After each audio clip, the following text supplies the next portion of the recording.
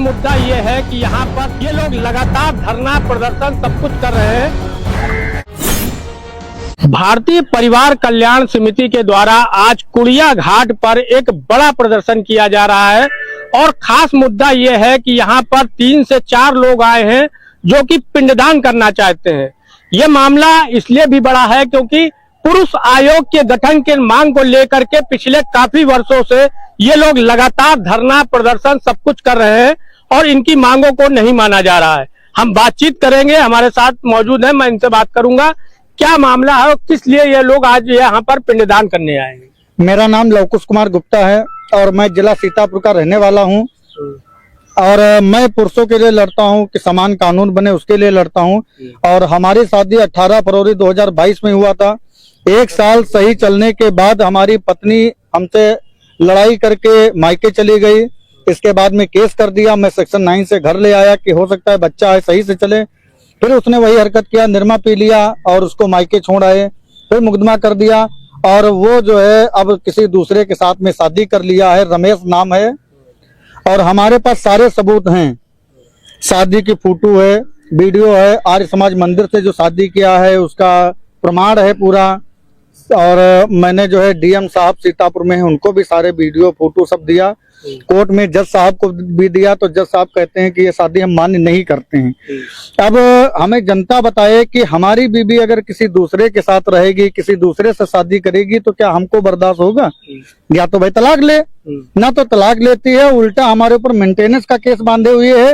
और जब ये चीज हमने सोशल मीडिया पे डाली तो उनके भाई मुझे जान से मारने की धमकी दी है। वो सारे सबूत हमने बिस्वा थाने में और तंबौर थाने में भी दिया, लेकिन कोई सुनवाई नहीं होती है। जब मामला न्यायालय में चला जाता है तो कहीं ना कहीं प्रशासन की भूमिका कमजोर हो जाती है।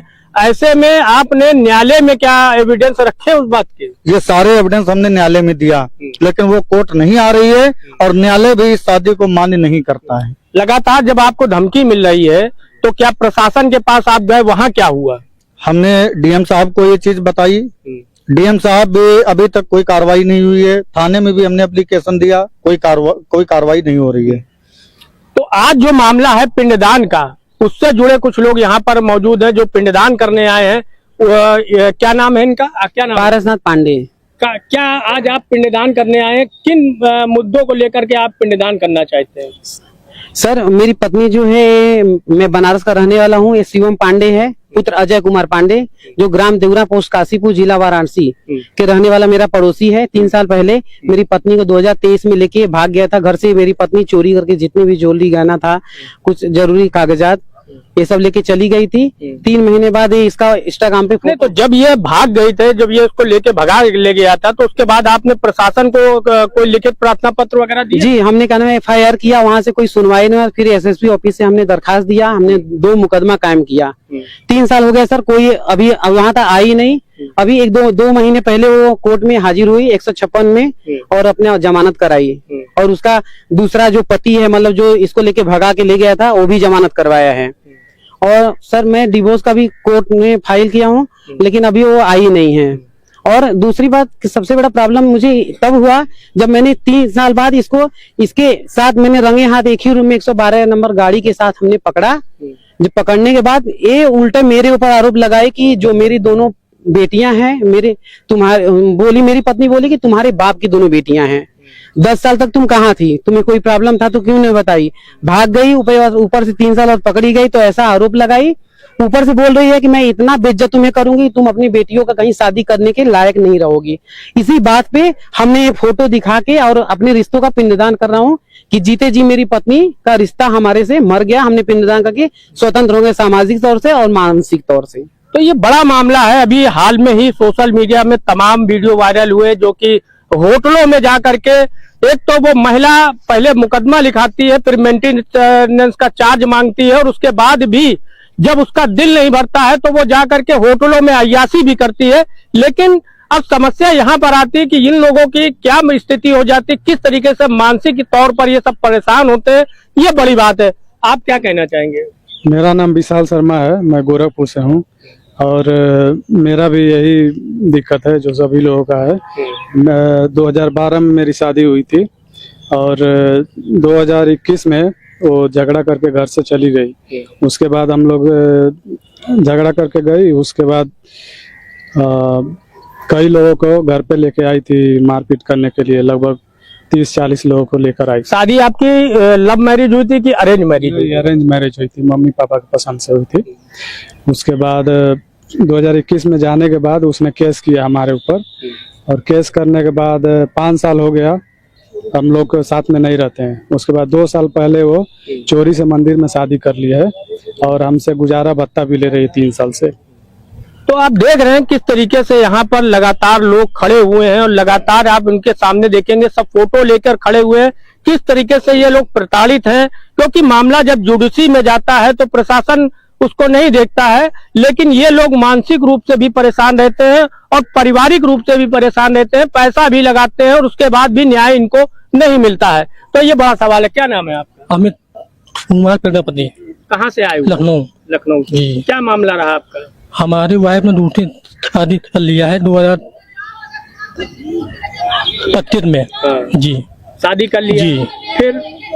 फिर वो केस किया आपके ऊपर, क्या हुआ? जी हाँ केस कर दिया जी, मुकदमा। तो ये देखने को मिल रहा है कि लगातार लोगों के साथ समस्याएं हो रही हैं, इसीलिए ये जो संस्था है वो लगातार लोगों की आवाज उठा रही है, ताकि ये आवाज शासन और प्रशासन, उत्तर प्रदेश सरकार के मुख्यमंत्री योगी आदित्यनाथ और खास करके हाई कोर्ट और सुप्रीम कोर्ट के जजों को देखना चाहिए किस प्रकार से ये लोग प्रताड़ित होते हैं। और क्या नाम है आपका? सर मेरे ब्रजेंद्र पाल सिंह गौतम, दारा सिंह गौतम, मैं फतेहपुर जिला का रहने वाला हूँ।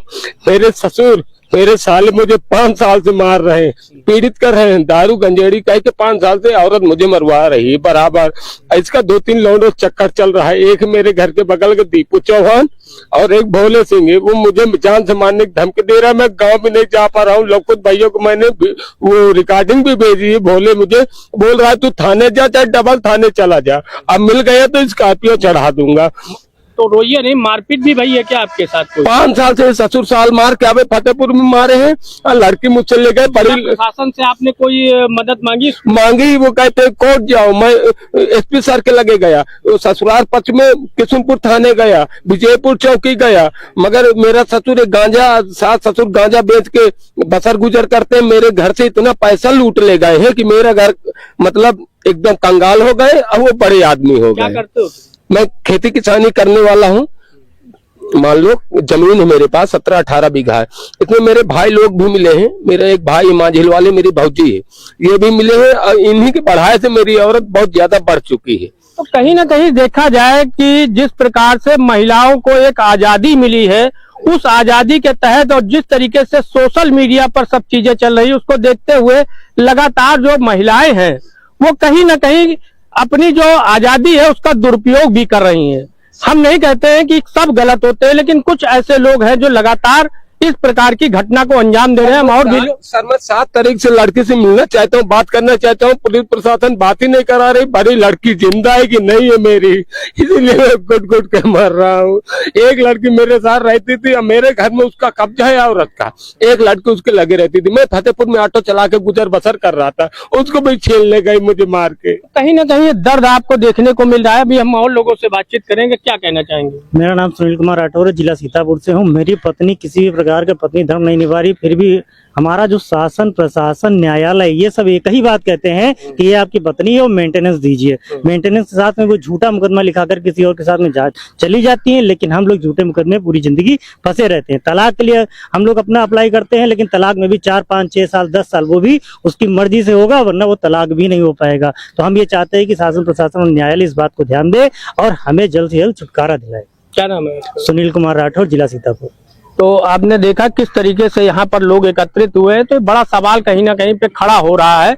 और शासन प्रशासन के अलावा जुडिशरी को भी इस बात को ध्यान देना चाहिए कि कहीं ना कहीं जो आजादी महिलाओं को मिली है उसका दुरुपयोग हो रहा है, और उस दुरुपयोग के शिकार ऐसे लोग भी हो रहे हैं।